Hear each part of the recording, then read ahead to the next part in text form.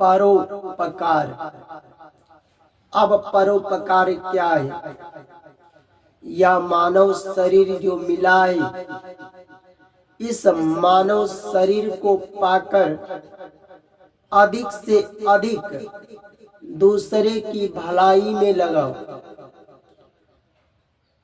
जहाँ जरूरत पड़े वहाँ तो लगा सकते हो। अब भलाई कौन सा भलाई करना है? भलाई में भी कई तरह के भलाई होते हैं। अगर तुम्हारा दोस्त है, मित्र है, कोई सगा संबंधी है, अगर वह कहता है किसी निर्दोष व्यक्ति को मारना है, कष्ट देना है, गाली देना है, अगर उसकी तरफ से सुनकर उसका भलाई करते हो, किसी निर्दोष को जाकर के उसके तरफ से गाली देते हो, मार देते हो, तो उस अपने दोस्त का तो भलाई कर दिए, पर यह भलाई पाप है। क्या है? पाप है। किसी निर्दोष व्यक्ति को अगर कोई मारता है, कष्ट देता है, गाली देता है, चाहे वह तुम्हारा प्रिय हो चाहे अप्रिय हो, उसे कष्ट से बचाओ। अगर तुम्हारे पास शक्ति है तो उसे हिंसा से बचाओ। कोई निर्दोष को गाली देता है तो वहां जाकर मना करो कि वह निर्दोष को गाली मत दे, किसी निर्दोष को मत मारे, चाहे तुम्हें कितना भी कष्ट मिले। किसी का बहन हो, बेटी हो, माता हो, अगर कोई उसको मारता है, कष्ट देता है, उसके इज्जत पर हाथ उठाता है, तो उसे बचाओ अपना बहन समझकर, अपनी माता समझकर। चाहे तुम्हें कितना भी कष्ट हो, ऐसे व्यक्ति पर, ऐसे सज्जन पर भगवान बहुत ही प्रसन्न होते हैं। भगवान बहुत ही प्रसन्न होते हैं। कुछ लोग कहते हैं कि कैसे भगवान प्रसन्न होते हैं। एक उदाहरण देकर समझा देते हैं। अच्छे बताओ, कितने लोग राम को भगवान मानते हो? जो लोग राम को भगवान मानते हो, उन्हीं के रामचरितमानस में अरण्य कांड में लिखा है। क्या लिखा है? जब रावण ने माता सीता का हरण करके ले जा रहा था जबरन, तो उस समय माता सीता क्या थी? दुख थी, विलाप कर रही थी अपने स्वामी का, पति का नाम लेकर। हमने कौन सा अपराध कर दिया स्वामी जी, हमें त्याग दिए? एक इस दुष्ट के हाथ से हमें बचाओ, हमारी रक्षा करो, आप तो परमेश्वर हो। जब रावण ने, दुष्ट ने कुछ दूर ले गया, तब माता सीता पशुओं से, पक्षियों से, वृक्षों से, लताओं से सबसे प्रार्थना कर रही थी, अगर हमारी आवाज को, हमारी विलाप को तुम लोग अगर सुनाई देता हो, तो यह आवाज को, इस पीड़ा को, दुख को हमारे स्वामी तक पहुंचाना कि दुष्ट हमें हर ले जा रहा है। उस समय सीता जी के विलाप को कौन सुना? एक पक्षी सुना, गिद्ध जटायु ने।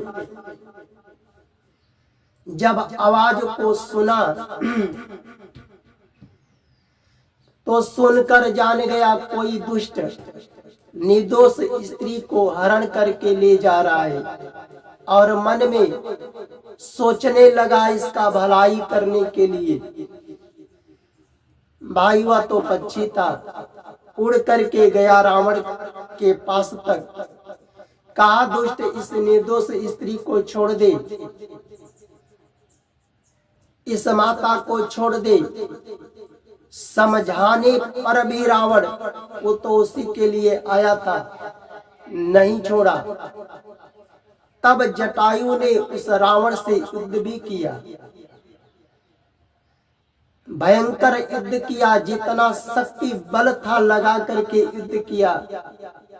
रावण को घायल भी कर दिया, उसके रथ को भी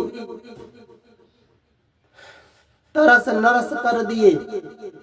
रावण क्रोध में आकर के, उस रावण ने क्रोध में आकर के अपना तलवार निकाल करके जटायु के पंख काट दिया। अब बताओ, किसी पक्षी का अगर पंख कट जाएगा तो युद्ध कैसे करेगा? कर नहीं सकता है। पक्षी उड़कर ही अपने पंख से युद्ध कर सकते हैं। अब पक्षी जटायु का जो पंख कट गया वह धरती पर गिर गया। भले दुख में था, पर उस दुख में रह करके भगवान राम का स्मरण चिंतन करने लगा। नाम सिर्फ मुख पर राम राम था। इधर भगवान अपनी पत्नी सीता को जाकर पंचवटी में देखते हैं, कुटी में तो थी नहीं। वो तो भगवान है, उनको तो सब मालूम है कि सीता कहाँ गई, कौन लेकर गया। पर भगवान का अवतार धरती पर होता है, लीला जो करते हैं आने वाला समय में हमको तुमको सबको ज्ञान देने के लिए, कहाँ पर कैसा किसका भलाई करना चाहिए इंसान को। भगवान वहां से अपनी पत्नी को खोजते हुए जब जा रहे थे, तब जाकर जटायु से भेंट हुआ कि नहीं। जब जटायु ने भगवान राम को देखा तो बहुत ही अपने को धन्य माना, बहुत धन्य माना। भगवान से कहा, आपका दर्शन पाकर हम धन्य हो गया प्रभु। आपके दर्शन करने के लिए ही अभी तक प्राण रोके थे। भगवान पूछे भी, यह दशा तुम्हारा ऐसा कैसे हुआ? जटायु ने सारा बात बताया। जिस स्त्री को तुम खोज रहे हो, माता को, एक दुष्ट ने दक्षिण की ओर ले गया है रावण। वह विलाप कर रही थी माता अपने स्वामी का नाम लेकर, इस दुष्ट से स्वामी बचाओ। पशुओं से, पक्षियों से, वृक्षों से, लताओं से सबसे प्रार्थना कर रही थी। आवाज को हमने सुना, उसकी रक्षा के लिए हम गया। रावण को बहुत कहा, दुष्ट इस माँ को, निर्दोष को छोड़ दे, नहीं छोड़ा। तब उससे भयंकर युद्ध भी किया और अंत में वह दुष्ट हमारा पंख काट दिया भगवान। तब से इसी धरती पर पढ़ करके आपका नाम लेता रहा। बस आपके दर्शन के लिए अपने प्राण को रोक रखा हूँ। इतना कहकर वह जटायु अपने प्राण को त्याग दिया। उस समय भगवान राम के आंखों से आंसू आने लगे। बताओ, भगवान के आंखों से आंसू क्यों आने लगे? बताओ, भगवान के आंखों से आंसू क्यों आने लगे जटायु की बात सुनकर? इसलिए आने लगा कि भगवान सोचने लगे, एक निर्दोष स्त्री को अगर दुष्ट हरण करके जबरदस्ती ले जा रहा था, बस सबसे अपनी रक्षा के लिए पुकार लगा रही थी। कि हमें बचाओ, हमारी रक्षा करो इस दुष्ट से। तो एक पक्षी होकर, गिद्ध होकर के रक्षा करने के लिए गया, उसकी भलाई करने के लिए गया।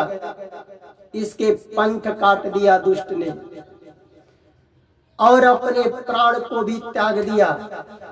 उसके लिए भगवान के आंखों से आंसू आए और अंत में भगवान उस गिद्ध का अंतिम संस्कार अपने हाथ से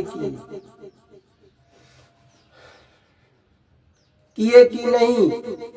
और भगवान उस गिद्ध को परम धाम दिए, परम धाम दिए। अरण्य कांड में भी लिखा है, परहित बस जिनके मन माही, तिन कहूं जग दुर्लभ कछु नाही। जिनके मन में दूसरे का हित बसता है, उस व्यक्ति के लिए कुछ भी दुर्लभ नहीं।